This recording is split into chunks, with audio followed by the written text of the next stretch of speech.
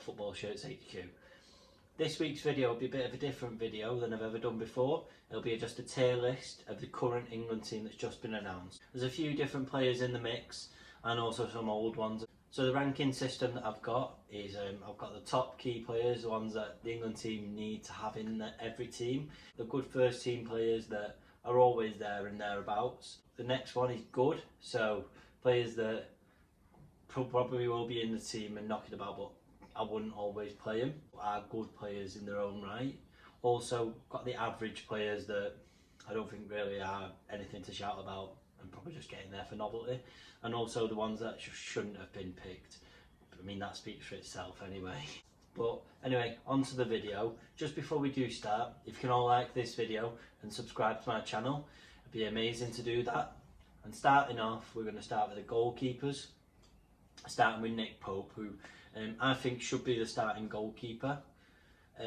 He has been solid, as I've said in a previous video, this season for Burnley, and he's a great shot stopper as well. So for that reason alone, he'd be a good first team player. Let's stick him in there. Going next is Dean Henderson. He has played a few games recently, obviously in the Cup as well for United. He had a great season last season for Sheffield United, but this season he's obviously with David De Gea, who's also their main keeper. I don't think that he should start, obviously, ahead of Nick Pope, just because he's not played as many games, but he is a good player in his own right. The last keeper that has been called up is Sam Johnstone, which, I mean, he has had a good season for West Brom. I mean, it wasn't good watching him making all them saves against City, but like, really though, would you really put him in the England team? I mean, there's so many more better keepers than him. I wouldn't ever pick him up. He probably won't get a cap, and he's going in the average section. He's the first one to go there. Moving on to the defenders, we're going to start off with Tyrone Mings. He's had a solid season for Villa, which Villa themselves have been defensively sound. Tyrone Mings is one of the main leaders in that defence, and he will be in the first team probably for the Euros, so I'm going to put him in a good first team player. Next is Eric Dyer. Now, the only thing that I can say is diabolical. I absolutely hate Eric Dyer. I think he's one of the most boring players that there is. He always seems to get in the team, and it frustrates me every time because he doesn't offer anything different. Apart from that winning penalty in the World Cup, he absolutely offers nothing going forward. His defensive duties as well, he is really lazy and he's so slow. So for that reason, I always question why he gets picked, and he should never get picked for England. The first Man City player in this team, and it's Kyle Walker. He's been an absolute stalwart for England, obviously playing centre back for the World Cup. He offers so much going down that right hand side. He's so quick, and his defensive duties is next to none. He's so good for City, and also he shows that for England as well. There is a little bit more competition with Trent Alexander-Arnold and Reece James, but I still think he's one of the best right backs that we've got. He will be a good first team player for us.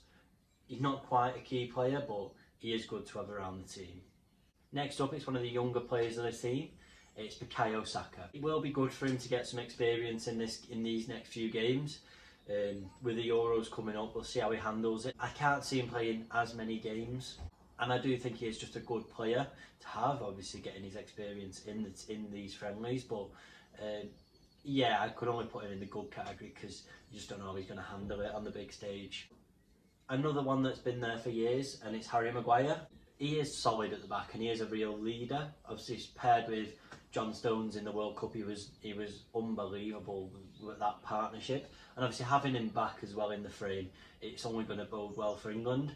He is the United captain, and as much as he has had some issues this season, I still think he is one of the key players for this England team.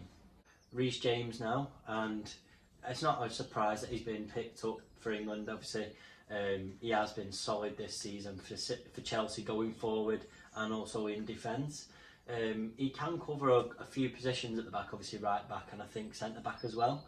So he is good to have with that versatility, but I do think he is just a good player. But it is good to have that pressure on Kyle Walker to make him perform, or else he will just get replaced with him. So yeah, I would just put him as a good player because I can't see him getting in front of him. And obviously with Trippier as well being picked, there is a lot of right backs in the team. Ben Chilwell now, and I absolutely love Ben Chilwell. I wish City did sign him, and I think he is better than some of our left backs, but Chelsea did sign him for a massive 50 million, but I think that he has so much to offer this team, but it is good to have that competition for places, and obviously we have got Luke Shaw as well that has come bang into form at the moment, and Ben Chilwell will just be good. He is a good first team player for England, and rightly so that he will get played probably a couple of these games. Next up is Luke Shaw. Now, it'll be surprising to see what Southgate does. I mean, I would play Luke Shaw in front of Ben Chilwell because he's been unbelievable this season, but it all comes down to what Southgate thinks is best for the team. But Luke Shaw's been phenomenal this season at United and really turned his career around, so it is good to see that he's in form, as he had so much potential when he was younger. So he is going to go in a good first team player along with Ben Chilwell. Now, another one that's turned his career around is John Stones. Now, I'm not being biased as a City fan, but he has been unbelievable this season. He's been a real leader at the back, and he's gone back to his form of 2018 when he was so good for City. And his partnership with Diaz has given him so much more confidence as well. So that can only go well for England coming into the Euros this season. And also, just that partnership that he's got with Maguire, it's unbelievable. Like he's so good. He just looks so much more of a confident player, and it's really good to see. So he is a key player along with Harry Maguire. Now, last in the defenders, we've got Kieran Trippier. I am surprised that he's still back in the team. I think if Alexander-Arnold had been picked, I don't think he would have. But I feel like the only thing that I can remember of Trippier, I can't see he's done anything of note at Atletico. And the only thing of note that I remember from him is that free kick in the semi-final. But I think if he can provide the form that he had from the World Cup, there's no reason why he can't be a good addition to the team. And so he's just a good player to have around. Moving into midfield now with Declan Rice. He's becoming quickly one of the best players that West Ham have got. He's so solid at the back, he can play that holding midfielder role so well. He can play it on his own most of the time as well, and he just allows everybody to play the game around him. He's got a massive price tag on his head, and I can imagine that some big clubs will be about for him, but it can only look good for England to have that presence in midfield, and I think he offers so much. And also I think that he'll just be a really good first team player for that team. Mason Mount now, and I absolutely love Mason Mount. I think since he's been coached by Lampard at Derby and obviously at Chelsea, he's changed his game and matured a lot. He scores goals and he can create goals as well, and his dribbling on the ball is next to none. I think that going to the Euros with that sort of firepower, it's just great to have for England. And so I think he'll be a good first team player for him, and I think that he will get a lot of minutes under Southgate. So now he's one of the strangest players on this team. Now I think he's gone for such a big move from Birmingham City to Dortmund. Jude Bellingham has been thrown into England without really, I would say, doing anything. He's played 22 games and he's not scored a goal. He's set up 3 goals and that's it this season. I don't know what he's going to give to England. Hopefully I'm proved wrong, but I'm going to put him just as an average player, and I think that until he proves something, then I don't think it'll get any better. If I was to make this video at the start of this season, I would never have thought of putting this next man in this list, but Jesse Lingard has finally been recalled to the England team. Halfway through this season, he wasn't even sat on the bench for Man United. Now he's been recalled to the England team after having some unbelievable form for West Ham. He's scoring goals, he's providing goals, he's playing so well, and rightly so. I'm sure he'll get picked for the England team for the Euros if he carries this form on. So I'm going to put him as a good player, just for the fact that he'll be bringing them stupid dances with him.